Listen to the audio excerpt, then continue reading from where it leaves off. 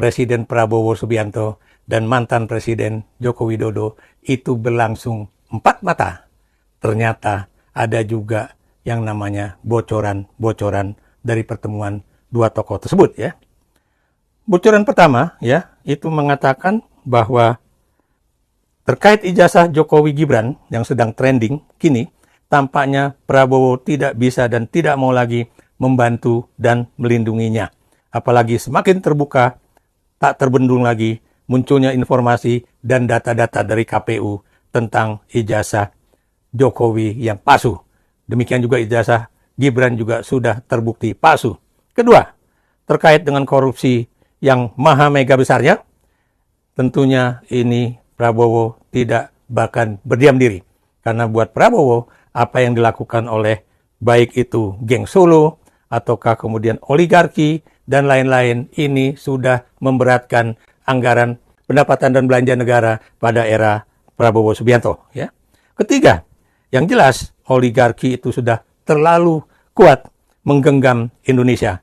Dan kita akan menunggu bagaimana yang namanya Presiden Prabowo akan menghabisi persoalan oligarki di BUMN, tambang, kehutanan, kelapa sawit, dan PSN sesuai dengan amanah yang ada. Prabowo akan menghabisi oligarki tersebut. Keempat, pembersihan dan penertiban aset negara, ya, terkait juga yang sekarang itu banyak diambil dan juga dikorupsi oleh oligarki dan juga geng Solo dan para mitranya. Kelima, pembersihan BUMN terkait para pengelola, prioritas dan urgensinya. Prabowo akan menggunakan Jaksa Agung dan KPK untuk membersihkan hal tersebut. Ya. Keenam, tentunya ini akan terkait dengan reformasi kepolisian. Prabowo tidak akan menggunakan reformasi internal Polri yang dipimpin oleh Kapolri Jenderal Sigit, ya, tapi ini akan benar-benar dibentuk tim oleh dia. Dan dengan demikian, mudah-mudahan NKRI ini benar-benar terselamatkan di masa depan. Teman-teman PS itu kan men-setting agar Prabowo bisa datang ke Solo itu dengan membuat acara peresmian Koperasi Desa Merah Putih di Klaten. Kenapa pilihannya di Klaten? Pada saat di Solo misalkan ada acara ulang tahun atau kongres kelima PSI, misalnya seperti itu. Yeah. Mereka selalu berusaha membuat Prabowo ini masuk dalam jebakan.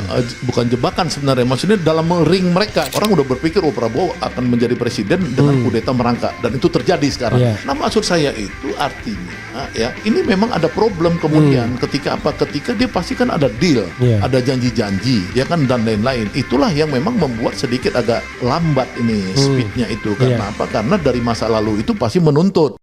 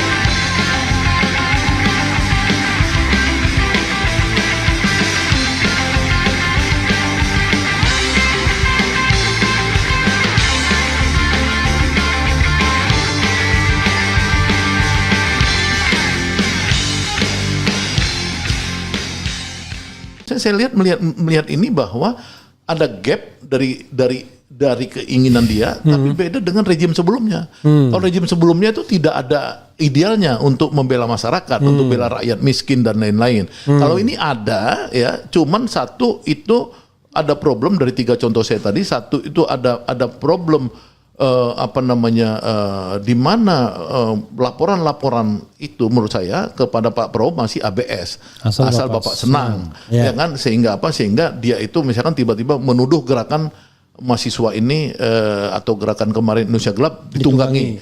Padahal menurut saya dari riset yang saya melakukan riset secara serius tentang Indonesia Gelap itu sebenarnya koeksistensi. Ya, koeksistensi itu masih gini, gerakan itu ada murni awalnya. Tapi kebetulan mungkin ada orang-orang yang anti Prabowo karena mungkin tanahnya dirampas, hartanya dirampas, dijadikan agrinas dan lain-lain, konglomerat hitam ini. Ya dia kemudian wajar dong menunggangi. Ya kan itu di mana-mana di politik begitu, kan gitu. Nah, jadi itu memang ada satu gap information. Yang kedua, gap antara kemampuan. Ya, kemampuan Prabowo untuk merealisasikan ide-idenya. Karena apa? Karena dia kan dijalankan satu uang terbatas. Sekarang memang penerimaan negara berkurang.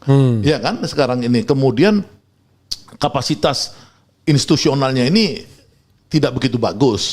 Dia mewarisi rejim rejim Jokowi yang korup di mana-mana. Ya kan kita tuh kan sampai kemarin tuh indeks persepsi korupsi dia kan zaman Jokowi itu sampai paling rendah lah sepanjang sejarah, kalau nggak salah 34. 34 itu adalah prestasi di zaman SBY yang tertinggi.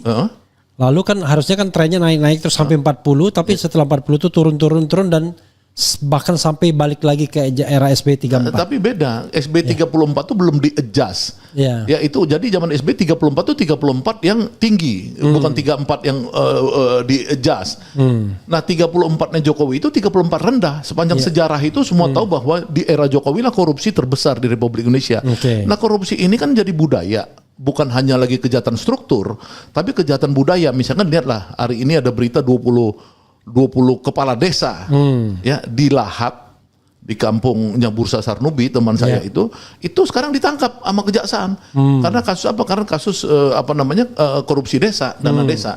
Bayangkan kalau ini menjadi sandaran Presiden Prabowo, ya warisan dari masa lalu Jokowi ini, untuk membangun koperasi desa Merah Putih 80.000, sementara kepala desanya itu kepala desa yang banyak jadi tersangka, ini kan juga akan sulit buat presiden untuk antara ideal yang dia inginkan dengan kenyataan. Ini problem kedua, tadi ada gap, ada misinformasi, ini ada gap dalam sisi kapasitas. Nah yang ketiga ini karena ada masalah di mana presiden ini masih banyak diganggu oleh rejim Jokowi, ya kan, yang ingin terus mendominasi. Jokowi dengan oligarkinya kan selalu berusaha.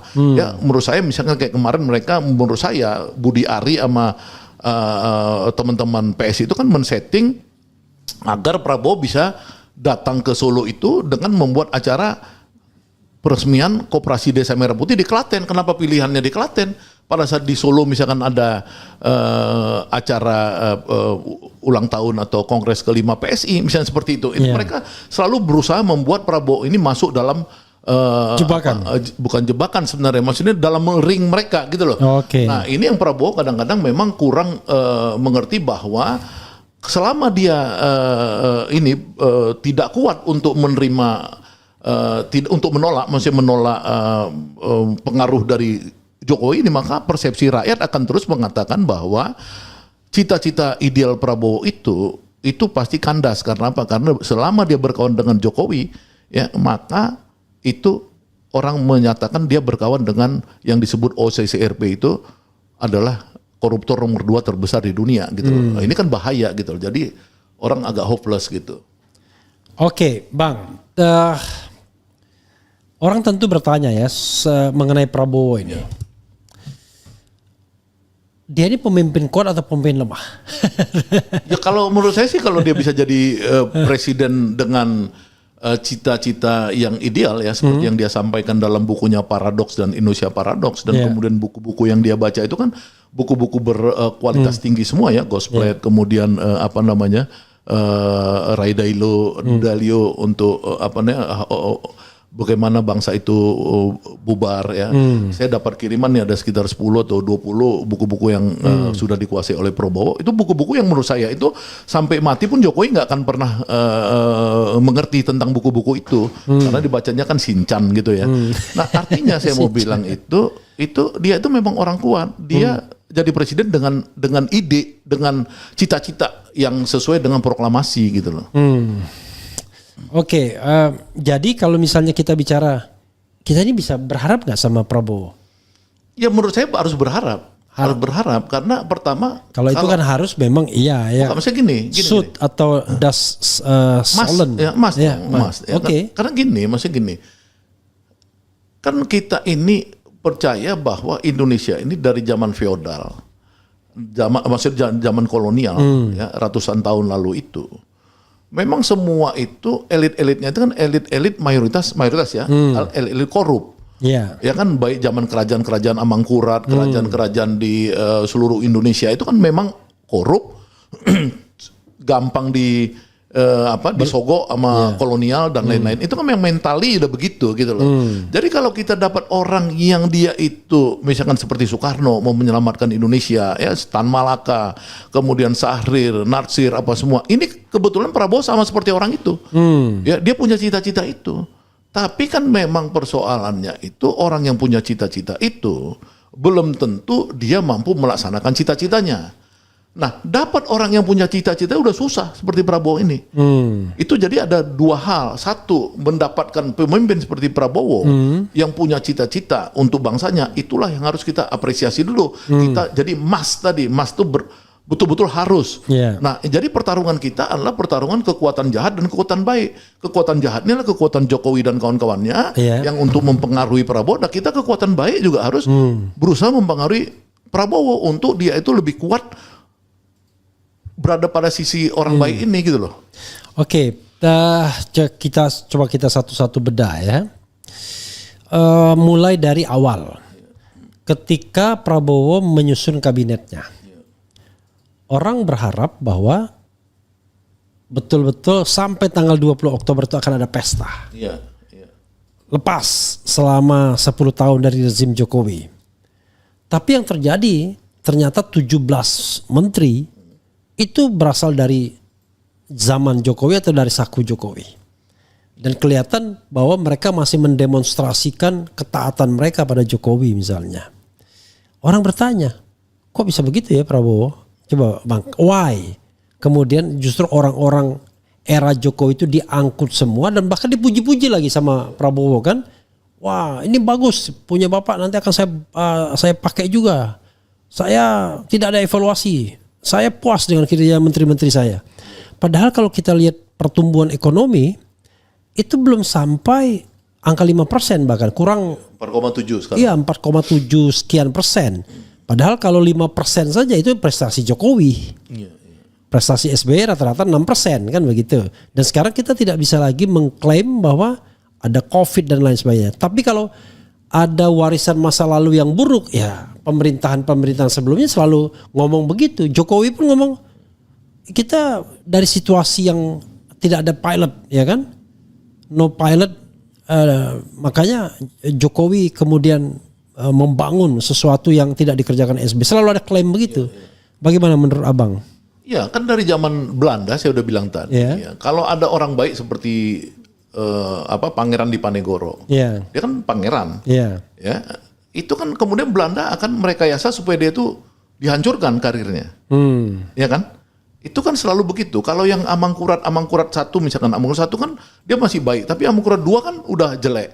Jadi selalu ada kolaborasi antara para kapitalis dan penjajah kolonial dulu untuk menghancurkan orang-orang baik. Karena kalau orang-orang baik ini muncul, maka itu kekuasaan aset negara bangsa ini untuk rakyat itu terjadi. Sementara orang-orang ini kan nggak mau dong, dia pengen ngerampok kan. Nah inilah makanya kemunculan Prabowo ini dari tahun 2004 bahkan 1998 dia ini dihancurin. Karena apa? Karena dia dianggap sebagai orang yang ideolog dan idealis dari bapaknya udah begitu. Nah jadi wajar dia itu menghadapi satu konspirasi hitam untuk menghancurkan dia. Nah ketika dia sekarang masuk menjadi presiden melalui jalan merayap, merangkak. Kalau orang bilang kudeta merangkak, kan ingat nggak istilah kudeta merangkak waktu dia diajak di Kemenhan dulu? Orang udah berpikir Prabowo akan menjadi presiden dengan kudeta merangkak, dan itu terjadi sekarang. Nah maksud saya itu artinya ini memang ada problem kemudian ketika dia pasti kan ada deal, ada janji-janji, ya kan, dan lain-lain. Itulah yang memang membuat sedikit agak lambat ini speednya itu. Karena apa? Karena dari masa lalu itu pasti menuntut.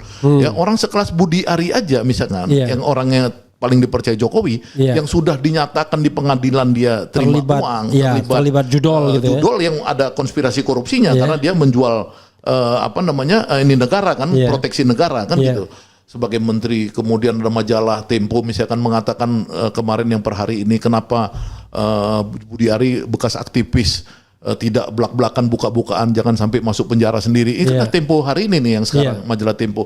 Banyak lagi gitu. Itu aja nggak bisa cepat diselesaikan oleh Prabowo. Karena apa? Karena ada problem yang Prabowo ini merangkak gitu loh masuk kepada kekuasaan. Tapi apakah cara merangkak ini adalah cara yang salah? Menurut saya itu memang cara yang benar dia juga. Karena kalau dia bertarung seperti Anies yang dimana saya juru bicaranya, itu langsung dipatahkan di tengah jalan gitu loh. Gak pernah sampai Anies di kekuasaan itu gitu loh. Oke. Tapi kalau kita bicara soal, karena abang belum menjawab tadi, kenapa tiba-tiba justru mayoritas 17 tuh dari... Kan saya tuh ikut proses. Sebenarnya kan saya dan Jumur ditawarin untuk masuk menjadi salah satu kandidat Menaker. Iya kan dari kelompoknya Burin Abdullah. Tapi saya berembuk sama Jumhur, akhirnya kita ngusung Jumhur, kita buat konsepnya. Ya saya Jumhur dan beberapa ahli-ahli tentang ketenaga kerjaan, perburuhan, industrialisasi dan lain. Masuklah Jumhur diseleksi di situ dari 5 profesor yang dipimpin Profesor Burhanuddin Abdullah ya. Waktu itu memang dia yang ditunjuk kan untuk seleksi calon menteri. Jumhur masuk sampai di meja presiden bahwa dia calon Menaker. Jumhur itu waktu itu.